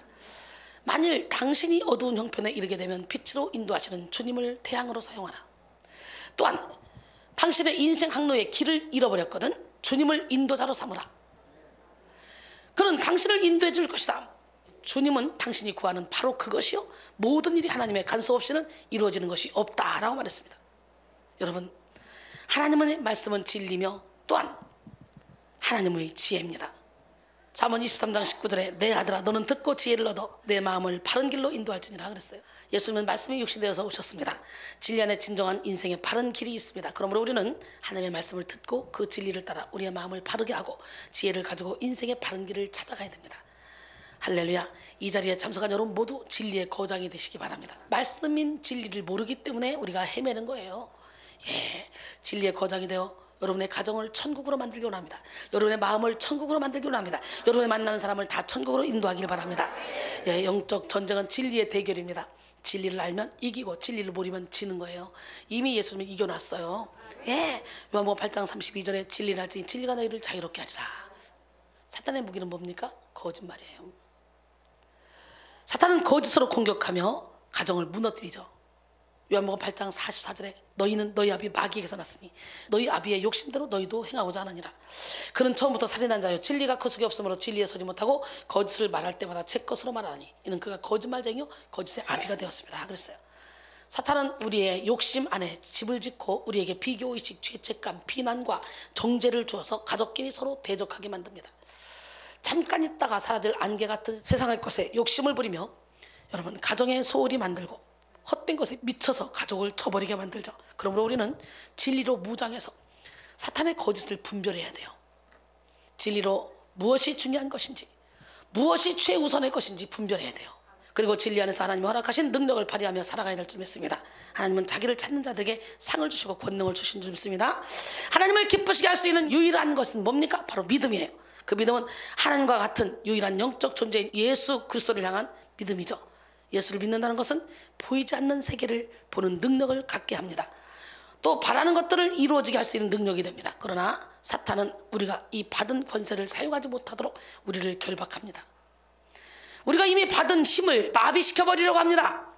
이를 위해 마귀가 쓰는 방법은 뭐냐? 하나님의 말씀을 믿지 못하게 하고 왜곡시키게 하며 하나님 주신 권세를 사용하지 못하게 만든다는 것이죠. 하나님이 우리에게 주신 권능은 말씀입니다. 말씀으로 천지를 창조하신 하나님께서 말씀으로 우리에게 권능을 주신 줄 믿습니다. 지금도 우리가 말씀을 듣지만 말씀이 우리 가슴에 영혼에 뿌려지기만 하면 사탄이 그때부터 어떻게 해요? 막 싸움에 들어가는 거죠. 말씀이 막 뿌려져 봐. 제가 여러분의 영혼 가운데 말씀을 씨를 막 뿌린다 그랬지. 그러면 이 사탄들이 그거 먹을 수 있어 못 먹어? 써서 못 먹어. 벌떡 일어나 싸움이 붙지. 어쩔 수 없어. 말씀에 씨가 막 뿌려지면 어둠은 나올 수밖에 없지. 그 나오는 과정 속에 여러분을 꼬시지. 여러분 안에서 오랜 세월 동안 살았기 때문에 얘는 이렇게 하면 넘어진다, 얘는 이렇게 하면 넘어진다, 이걸 너무 잘 알아 귀신이. 그래서 훈련받는다고 여기 와서 좋다고 앉아있지만 영적 전쟁에 승리하는 사람은 많지가 않아. 천국 가는 문은 좁은 문이라 했잖아. 우리는 끝까지 밀고 가야 돼. 끝까지 이길 때까지. 할렐루야. 예, 열매 맺지 못하도록 하늘과 땅의 모든 권세를 가진 예수님의 능력이 우리를 통해 나타나지 못하도록 사탄은 우리를 결박합니다. 이제 그 결박에서 노임을 받기를 원합니다. 이제 우리는 말씀을 받고 그 말씀의 권능을 가지고 가서 활용해야 돼. 능력을 나타내야 돼. 그러므로 말씀을 왜곡시키는, 의심케 하는 악한 영의 공격을 물리칩시다. 말씀의 검을 가지고 대적합시다. 마귀가 내게 주신 이 귀한 말씀을 낚아채지 못하도록 우리는 기도로 싸워야 돼. 시련이 와도 인내로 견디며 믿음의 뿌리를 견고하게 내립시다. 결국 진리의 거장으로 선다는 것은 진리로 말미암아 하나님과의 친밀함을 회복한다는 것을 의미합니다. 진리의 거장은 하나님과 친밀한 관계를 누리는 사람이에요. 더 이상 노예가 아니라, 더 이상 죄인의 신분이 아니라 하나님의 자녀가 되어 하나님의 아버지 하나님과 깊고 뜨거운 교제를 누리고 사귐을 이어가는 것입니다. 하나님과의 사귐을 누리는 사람은 모든 진리를 삶에 적용시키고 삶의 진리의 열매를 나타냅니다. 우리가 이 땅에 살기 때문에 끊임없이 육신의 소리, 세상의 소리가 들려오지만 진리의 거장은 더욱더 말씀 안에 있기 때문에, 천국에 있기 때문에 믿음의 눈으로 천국을 바라보며 영의 소리를 듣습니다. 믿으십니까? 매일의 예배와 말씀 묵상 그리고 기도를 통해 성령의 음성을 듣고 모든 상황에서 영적인 적용을 이루는 사람이 진리의 거장입니다. 에베소 4장 15절에 오직 사랑 안에서 참된 것을 하여 범사에 그 얘기까지 잘할지라 그는 머리니 곧 그리스도라 그랬어요. 사랑하는 성도 여러분, 진리의 거정으로 우뚝 섭시다. 사탄의 끊임없는 참소와 조롱을 거절하며 진리를 붙잡고 자신의 영적 위치를 분명히 선포합시다. 나는 나의 하나님 아버지의 사랑받는 자녀다. 아버지는 나를 기뻐하신다. 나는 아버지의 기쁨이다. 아버지의 권세는 내 권세다. 그러므로 나는 아버지께 모든 것을 상의할 수 있다. 나는 요청할 수 있다. 하나님 아버지는 이런 나와 동역하시는 것을 원하고 즐거워하신다. 이미 내 아버지는 내 안에 계시고 그 아버지는 너를 이겨놨다. 예수 이름으로 이 사탄아 물러가라. 할렐루야. 예, 마지막으로 사명의 거장이 되어 가정을 세웁시다. 1806년 선교사 헨리 마틴은 인도에 도착해서 이런 편지를 썼습니다. 나는 지금 하나님을 위하여 불에 타 없어지기를 원하오. 그는 건강도 사회적 지위도 교육적 명예도 찬란한 경력을 가질 기회도 모두 버리고 그리스도의 부르심에 순종하며 인도에 왔습니다. 그것은 어떠한 대가도 바란 그런 행동이 아니었습니다. 그는 알메니아를 선교하기 위하여 여행을 하던 중에 31살이 되는 1811년에 열병으로 쓰러져 죽었어요. 비록 짧은 시간이었으나 그는 교목과 선교사로서 또 한 신약을 힌두어와 페르시아어로 번역하는 일에 난관을 돌파하고 성공적인 생애를 보냈습니다. 그는 예수를 위하여 타오르는 촛불이 되어 어두움을 비추었습니다. 어두움 밝히시려 십자가 지신 주님이 계시기에 저도 하나의 불빛이 되어 이 세상을 비추고 있습니다. 우리 모두 사명의 거장이 됩시다. 여러분 한 사람 한 사람이 촛불이 되어 세상을 밝힙시다. 어두움 밝히시려 십자가 지신 주님이 계시기에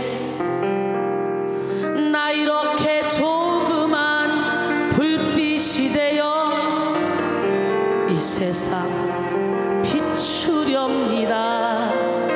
진짜 나의 길 가로막는 사람들이 있어 나에게 실망 주지만 오히려 그들 위해 기도할래요. 주님 계시기에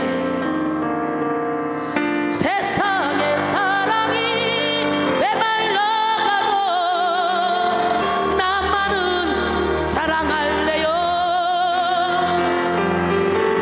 어려운 이웃을 돌아보면서 주님을 섬길래요. 미움과 욕심을 십자가에 묻고 하늘의 미랄이 되어 모두를 사랑하며 살고 싶어요. 주님 계시기에. 아멘. 에머스는 사는 것이 힘들다고 낭망하지 말라. 어깨에 짊어진 무거운 짐이 스스로의 사명을 완수하도록 강요한다. 이 짐에서 벗어나는 길은 자기의 사명을 완수하는 길뿐이다. 당신에게 맡겨진 일에 책임을 다했을 때 무거운 짐에서 벗어날 수 있다라고 말했어요. 리빙스턴은 사람이 다하여야 할 사명을 다하기 전에 죽고 싶어도 죽지 않는다라고 말했습니다. 칼 힐티는 인간의 생애의 최대에 닿은 자기의 역사적 사명, 즉 신이 지상에서 자신을 어떤 목적에 쓰려고 하는지를 자각하는 날이라는 거예요. 여러분, 우리 하나님이 우리를 지상에서 어떻게 쓰려고 여러분을 태어나게 하셨을까? 이거를 자각하는 날이 인생에 있어서 최대의 날이래. 오늘 자각하길 원해요. 뭐겠어요? 하나님의 영광을 위해 영혼 살리는 일에 쓰시려고 하는 거겠지.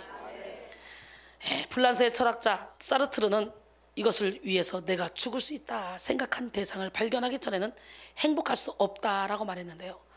저는요, 하나님, 내가 나이 먹어 늙어 죽는 것이 아니라 너무 많이 쓰임받아 달아 죽게 도와주세요. 그랬더니요, 진짜 3박 4일 부흥회를 하면 연장해주세요, 연장해주세요, 연장해주세요. 그래가지고요, 교회 가는 곳마다 일주일씩 집회를 하다 보니까 하루도 못 쉬어. 목이 쉬어서 할렐루야. 그런데 하나님이 일을 해. 그러면서 3년 반 동안 밥을 하루에 한 끼 먹고 밥 먹을 시간이 없었어요.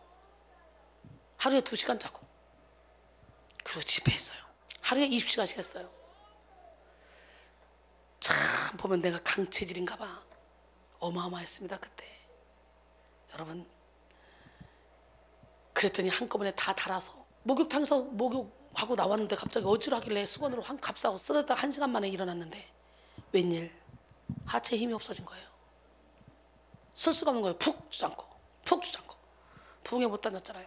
그리고 요원에 좀 선교센터를 세워놓고 제장성에 심었는데, 제장성에도 설교를 해야 되잖아. 근데 전국에 부흥회 다녔으니까 팬들이 많았어요. 근데 5분 이상 못 서 있으니까 일어나서 5분 설교하고 나는 또 앉아 있어요.